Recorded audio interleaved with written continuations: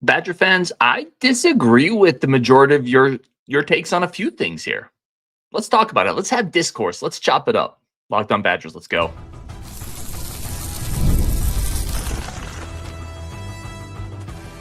You are Locked On Badgers, your daily podcast on the Wisconsin Badgers. Part of the Locked On Podcast Network, your team every day.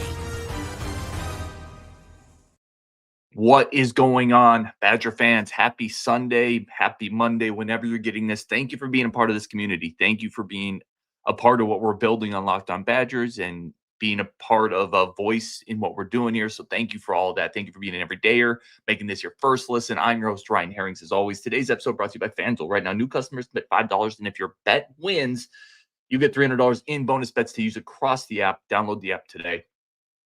All right, today's episode. Some things I think I disagree with, some narratives I think I disagree with the majority of Badger fans on, and I thought it would be fun to come on and discuss those because I think disagreements are great. I've said that from the minute we founded we built this channel, and in our Discord, I like reasonable, respectful disagreements because I think you get smarter that way. You have to defend your position. So there's some things here that I disagree with people, and I'm going to put it out there. We'll see what you guys think. Throw your thoughts in the comments. This will either be like a 15 to 20 minute show, or if there's enough in the comments section that you guys want to talk about, we'll make it longer. But my first one here is the season's lost. And I understand the world we live in is very instantaneous. It's very quick. The comments and the narratives are very quick. Social media compounds that, but I don't think the season's lost. I don't think you fire the head coach. I don't think this is suddenly we can't win another game. I don't think this season's lost. And that's a narrative I'm seeing. And it's a narrative that if you believe that now we have to fire Luke Fickell right now, which I don't, if you believe that, then you believe the season's lost because you don't take the head coach, the guy that has been with these players the entire offseason, and on your first really bit of unexpected adversity, maybe Billy Edwards going down is adversity, but I'm saying people thought Wisconsin would be 3-1 after Maryland. They're 2-2. They lost one game to shouldn't lose, and they lost it really bad. Make no mistake, there's going to be no painting over the rust on this show either. To use a Navy term, which I'm not going to say we never did or didn't do.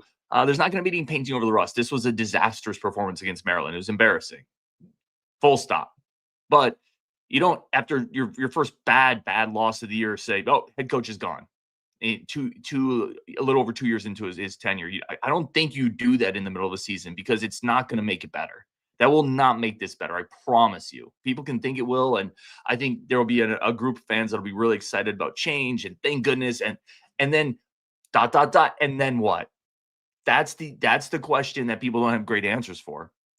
And then what? Then what do you do? You fire him midseason. Then what do you do? You're taking the leadership rock that a lot of these players have looked to in this program, and you're just ripping it out in the middle of the season. You're not going to replace that. The team's not going to be better. There's not a Jim Leonard on this staff where I think that's a different scenario where you let Paul Chris go. It also wasn't a little over 2 years into his tenure, but you had a Jim Leonard there that you felt like this could be a real interim coach. There's not a guy like that on this staff.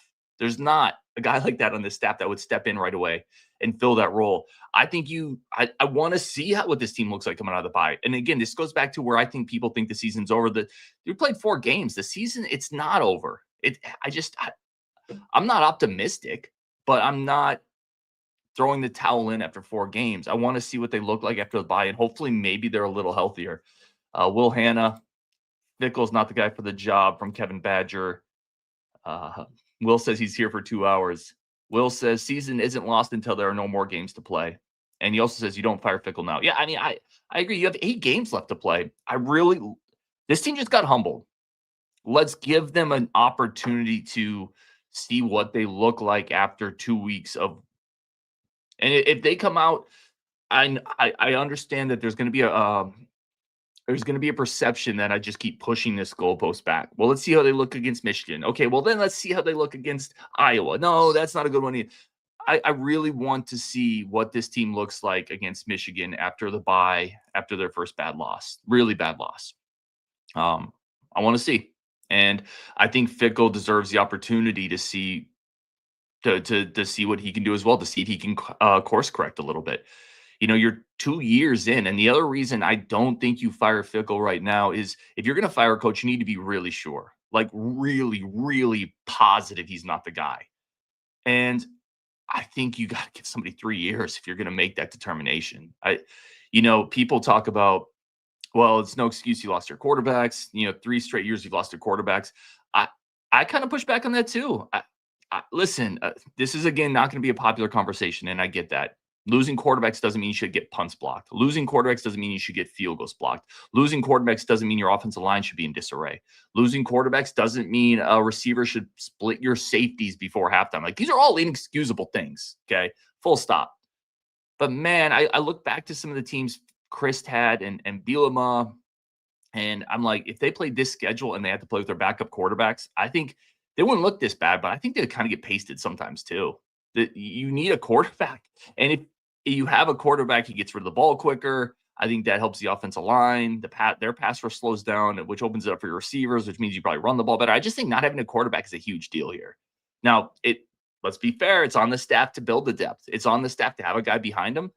I've said that from the jump. I've said it from the jump on the offense line. It's on the staff to have another body in that offensive line room coming into this year too. I've said that repeatedly. So depth is on the staff.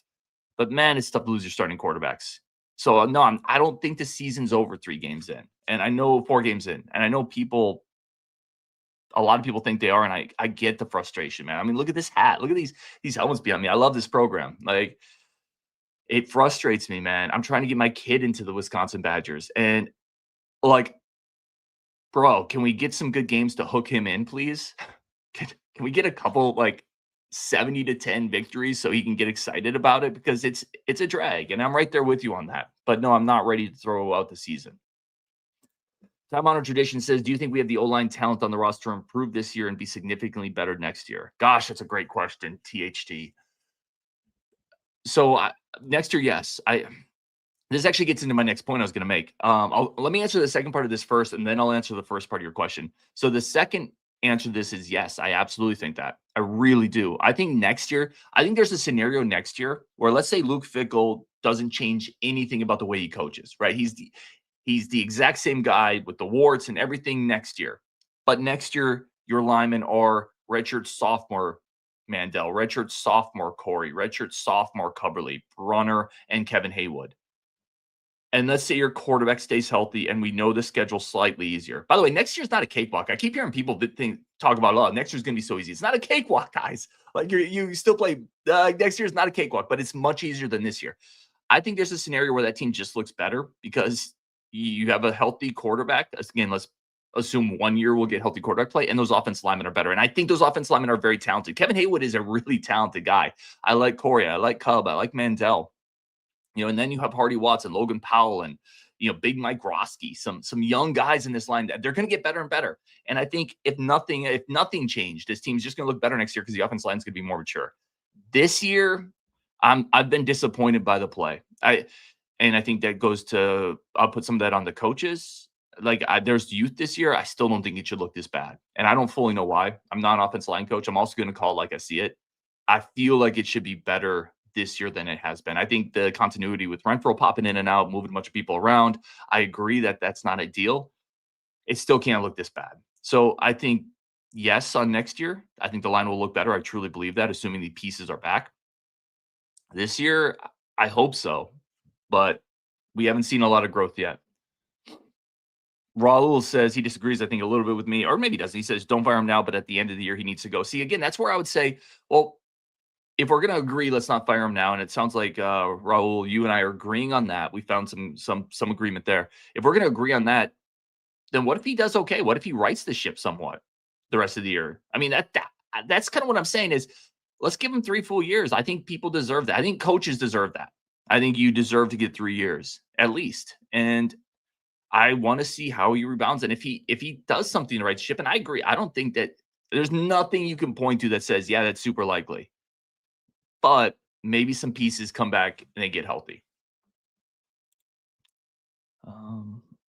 The modern perennialist. I love perennials. Hydrangeas are my wife's favorite. I love sedum. I love perennials. Let's go. If you get rid of Fickell, try to get a proven systems coach, someone at the end of their career that can provide stability and a floor to the team. Oh my goodness. And we might be there where you need to rebuild the floor of this team. That's, by the way, that's the argument I made when women's basketball, when they hired Coach P, brought her in from Missouri. I know not everyone in here is a women's basketball fan, but the thing I said is she's coming in to rebuild the floor of this team, the foundation of this team. I don't know if football's fallen that far where you got to get somebody that's just going to come in and try to lay some concrete down. But the more you lose, the quicker you get there for sure. All right, let's take a break. Quick second. We're going to come back. Another thing that I think fans are kind of wrong on. We'll chop it up. You guys let me know if you agree or disagree. That's coming up next on Locked On Badgers.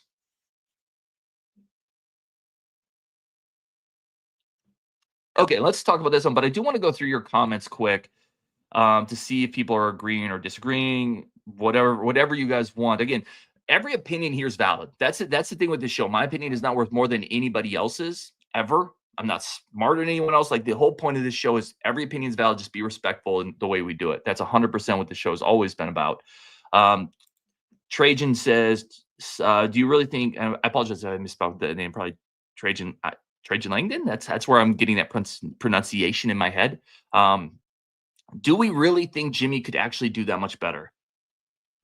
I don't know.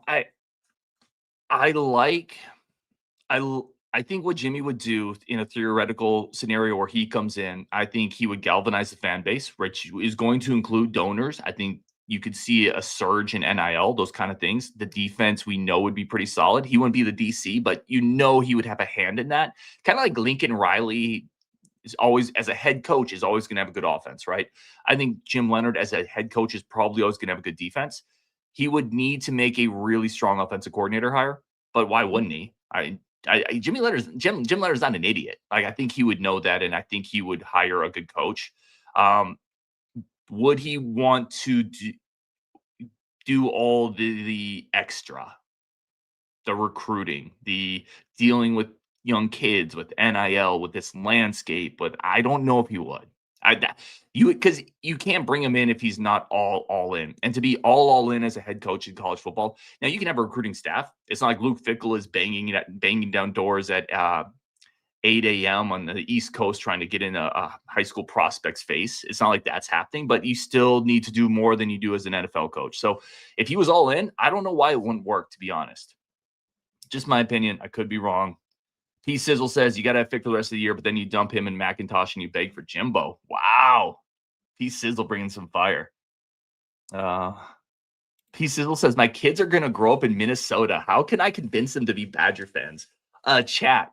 Well, you got to help out P Sizzle here. We got to help out P Sizzle. I mean, the first is move out of Minnesota. If that's logistically possible, let's explore options for you. I have a garage you can live in. We could probably find space. Like, that's option one. If that's not possible, some things I've done with my kids is when my favorite sports teams are playing, I promise them a reward if my teams win. So if the Badgers win, we can go get ice cream. If they lose, they get like broccoli.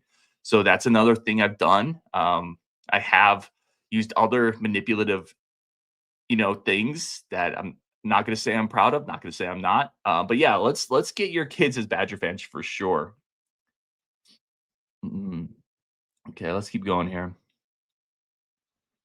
I'm just seeing if there's any other comments regarding the Luke Fickell thing. Okay, let's get into my next one that I think Badger fans are maybe a little wrong on, or maybe I'm wrong on, right? Again, it's not my opinion better than anyone else. I think fans are too hard on Daniel O'Neal right now. And I know, listen, it wasn't pretty against Maryland at all. That interception he threw, that's a terrible pick. I think he would say that. Way too much air, bad decision. That's just a terrible pick. And that led to 7 points for Maryland, right? That led to them getting off to that start. That scramble play where we were in field goal range second half, and I'm in the box up there with Kurz. I'm like, throw the ball away. Throw it away. No, he didn't throw it away. Like, that's an awful quarterback play. Full stop. Awful quarterback play. I also think he is a young quarterback in an offense that has a really banged up offensive line that can't run the ball, that has, I would not call it a great Big Ten receiver core right now. It's good. There's weapons at the receiver spot. Daniel O'Neal cannot be asked to carry the offense, which is kind of what we've done to him. Like, we need you to carry this offense because we can't run the ball consistently. And we've used Daniel O'Neal as a running back way too much. So if you take a young quarterback and you just expose him to a ton of shots, he's not getting great pass protection, can't run the ball. The defense can kind of tee off on him. And then we get mad at him. Oh, why are you not getting rid of the ball? Why are you not scanning? He's not scanning the field because he's getting hit every other time. You have to keep quarterbacks upright. Per Pro Football Focus, Daniel O'Neal was 12 of 14 when he wasn't pressured. 12 of 14. No deep shots, right? That's not him lasering the ball through two defenders and picking up 15 yards on an out. But he was pretty good when he had a clean pocket. Not perfect. When he was pressured, which was on 53% of his dropbacks, he struggled. Of course he's going to struggle when he's getting pressured on 53% of his dropbacks. By the way, he's ran the ball. Well, he's had 44 rushing attempts this year. Now, college counts quarterback sacks as rushing attempts, which is still the silliest stuff. But he's had 44 rushing attempts. Dylan Jones said 35 this season. And yes, again, some of those are sacks, some of those are scrambles. A lot of those are designed quarterback runs where we are using Danny O'Neal like Tim Tebow at times, except he's 6'0" and 180 pounds. You got to stop getting him hit.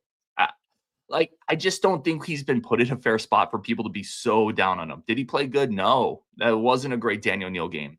I'm not here to tell you that he should be the quarterback of the future. I just think people are too hard on him considering the rest of the offense is kind of broken and we're using him as a running back. He's a 6', 180-pound quarterback. Stop getting him hit every other play. Again, he's had 44 rushing attempts if you count sacks this year. Dylan Jones has had 35, and he's our running back one. I mean, what are we doing? So I do think that's the other thing I think Badger fans are a little off on. Will says Daniel O'Neal is not good enough to lead a good Big Ten program. He does not throw the ball well enough. I do not think he has a real good on-field awareness. So I think all this is fair. I think Daniel O'Neal can be my interpretation of his game. I think he can be a solidish starting Big Ten quarterback in like a game manager mold if the pieces around him make sense. He is not a star. He is not a guy that I think comes in and elevates an offense. He doesn't have those physical tools. But I've seen equally physically talented quarterbacks to Daniel O'Neal succeed in the Big Ten. But you can't do it if the offensive line and the running game are broken. He can't carry an offense as a sophomore. And it feels like that's what we're asking to do. And I'm seeing a lot of conversation about let's try Hunter Simmons. Let's move forward with another guy. I'm like, guys, Hunter Simmons isn't going to work if the offensive line does this. Hunter Simmons isn't mobile. And I talked about Hunter Simmons in Platteville. I like the arm. I think he brings something to this offense. But guys, Danny O'Neal is running for his life, not because he wants to most of the time. Does he at times run himself out of the pocket? Yes, he does. He's a young quarterback that's getting hit a lot. That's what's going to happen to a lot of young quarterbacks that get hit a lot. Is he scanning the field at a high level? No, he's not, because, again, he's getting hit a lot. You put Hunter Simmons back there, the same thing's going to happen to him, except he doesn't have the mobility to extend plays. He's going to get destroyed back there with the way we pass blocked and our inability to run the ball. So I think that's where I'd push off back a little bit. Like, I have no problem with Hunter Simmons. I like the arm. I talked about it in Platteville. I talked about he was pushing Danny O'Neal, and if they want to give him a shot, if Billy, can't go against Michigan, I'm fine with that. But I wouldn't advocate for it because I don't think Danny O'Neal has been put in a very fair spot. Just my take again. Absolutely free to disagree. Mark says Simmons was better behind the same line against Maryland. It's true. He wasn't playing Maryland starters, and Maryland took the foot off the gas a little bit. I think both those things can be true, right? I think he was better against Maryland in limited sample size. That was not Maryland coming after him the way they were coming after Daniel O'Neal. So I think both of those things are true. Jan Vogt, is there any QB in the country that would look good behind our line? I mean, I think quarterbacks are elevators, right? Really good quarterbacks can put a lot of things on their back and lift it up. So if you had a really talented quarterback, healthy, bigger on this line, on this team, he would get rid of the ball quicker. Which if you can get rid of the ball quickly and decisively, then that pass rush on the opposing team slows down. Your line doesn't look as bad. It also involves your receivers, which opens up your running game. So I do think there's elite quarterbacks would be okay-ish, but nobody's going to be great with the way this line is played this year, Jan, to your point. Hunter says, I don't remember the last time Wisconsin didn't have a starting running back. Yeah, they've struggled too. And I put a lot of that on the offensive line, but there's also times where you could bounce a few things outside with our running backs. And it feels like that field just isn't there. At times it feels like if it's blocked for 6, we get 6.5. There's not a ton of yards after contact. There's not a ton of broken tackles. Again, this is not easy with this offensive line. All right, we're gonna pause there because we got a lot of comments, got some questions. Because we got engagement. We're just gonna go longer. This is gonna be like a 20-minute show, but I'm all about continuing to talk. If you guys have more things you want to talk about, throw them in the chat. I have one more thing that I think Wisconsin fans are off on, or maybe some are, and the rest will just be your comments. But then if we are going to go longer, we have to take a quick break for our friends of the show. And let's come back and I'll tell you my Chris McIntosh take. It's coming up next on Locked On Badgers. But first, a quick second for our friends of the show over at FanDuel. FanDuel is incredible, right? That is the place I go to for all my sports betting. It's the official sportsbook of the Locked On Podcast Network, and football is back. The NFL's back. I know Packer fans didn't go great today, but listen, 2-1, not a bad start to the season. I'm a Niners fan. Somehow Mac Jones led a comeback victory. Sure, why not? I'll take it. So football's back. College football's back. And FanDuel is a great offer. If you bet $5, you can win $300 in bonus bets if your first bet wins across the app. And you can parlay future teaser spreads. It's all over there over in FanDuel. Right now, if you're ready to play, download the FanDuel app by visiting FanDuel.com to get started. That's FanDuel.com to place your first $5 bet. Today's episode is also brought to you by our great friends over at Square. Your favorite neighborhood spots run on Square. Square is a phenomenal spot to find some of the businesses that truly make your neighborhood feel like home. Those places, your favorite coffee shop, maybe the barista, you guys have like a special coffee caffeine bond together. You walk in and they give you the fist bump and you got your cup of Joe. Those places just make your neighborhoods feel like home. They make them special. That's what Square is here to do, is help you connect more with those places to bring that community together. Right now, Square is a proud partner of more than 4 million businesses across the world. You can go to square.com/go/lockedoncollege to learn more. But before you do, go support your favorite neighborhood spot. You'll be glad that you did.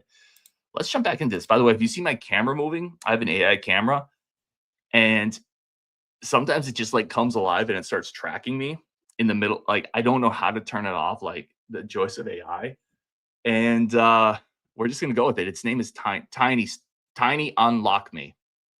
Unlock Me. Oh, it worked. Yes, usually Tiny doesn't listen. Perfect. Let's roll. So here's my Macintosh take. Just to continue going on with some things that I think maybe I disagree with some of the narrative on. I've seen a lot of takes where people have given Macintosh almost the pass on this, right? And by the way, I've flipped on this. I have flipped on this take. So I was one of these takes where you say, well, Luke Fickell was the right hire. And let's game this all. Let's say ultimately, whenever that timeline ends, maybe Luke Fickell isn't the guy and Wisconsin's moved on. I've seen a lot of people say Chris McIntosh shouldn't get a ton of flack for this because it was the right hire. Everyone agreed with him. 90% of Badger fans wanted him hired. It was lauded nationally. Coach of the year type of a hiring, absolute home run. Who would possibly turn this down? You can't get mad at somebody for making the right decision. And I would disagree. I would, as the CEO, ultimately you are judged in hindsight. Ultimately, you are judged on the results of how it works. So I don't think you give Luke Fickell a pass just because it was the right move at the time. It didn't work out. Again, we're saying if this doesn't work out eventually, I think I'm not saying fire Chris McIntosh. I'm not really a call for jobs kind of a guy anyway, but I do think you put that on Chris. It didn't work, and that was your hire. And I don't care if at the time it felt like the right move. It was your move to make. You're ultimately responsible. This program is not good enough, and this hire is the reason it's not. So, yeah, I think that's where I'm in on that one. But let's get some comments here. What else do you guys got? Will says, not saying Simmons should be the starter, but he certainly throws the ball better than Danny. He has a better arm. He has a much better arm. He's bigger, so he's able to stand in and scan a little bit more. He has more experience, too. Let's keep in mind he's an older player. He's been in more practices. He's a better feel probably to play that pocket quarterback. But how would he look if he gets hit the way Daniel O'Neal is getting hit? And the other thing I'll just throw out there, and this just food for thought, guys, take this food for thought. Jeff Grimes, I'm sure, and I was maybe a little critical of Grimes and when I said stop running Danny like he's Tim Tebow. Jeff Grimes is doing that because nobody else can run the ball in this team right now because he needs that mobile element. He's using Daniel O'Neal because there's times Daniel's the only guy that's picking up first downs with his feet. If you take that away, you're going to take away an element of an already elementless offense. That's not a word, but I'm going to roll with it. Just keep that in mind, right? Danny's legs have been at times a weapon for this offense, and it's been an offense pretty bereft of weapons. So you'd have one less arrow in your quiver, potentially. Robert says, if you make a bad investment in a stock, you sell it, get rid of it, just like we should do with Fickle. Yeah, kind of a sunken cost type of an idea. If you think he's not the guy, what's the point in continuing to hold on to him? I think that's a fair perspective. Again, I'm not at that point, and this is, again, where a lot of people disagree with me, and that's fine. Disagreements are great, but I'm not at that point. I want to see a coach get 3 years. I want to see how he responds to this adversity right now. I want to see how they come out of the bye week. Maybe they'll come out a little healthier. I don't know, but I want to see it personally. The great JB, man, friend of the show. I love JB. Says, Hunter is the truth. That's what a QB is supposed to look like. Execution over intangibles. Start Hunter and Yak. Listen, I've been on the train that Yak should get more carries. I think he runs as hard as the other two, but he's a little bigger, a little more physical. I wish he would get more touches. I'll never fully get that. Yeah, I would caution saying that's what a quarterback should look like when, listen, Maryland had clearly taken the foot off the gas pedal. That they had clearly just kind of gone back into a shell. I don't know. Let's just like, I don't want to make, and I don't want to discount Hunter. He came in and did what he should do. He came in and did exactly what he should do, but I don't want to make too much out of that either.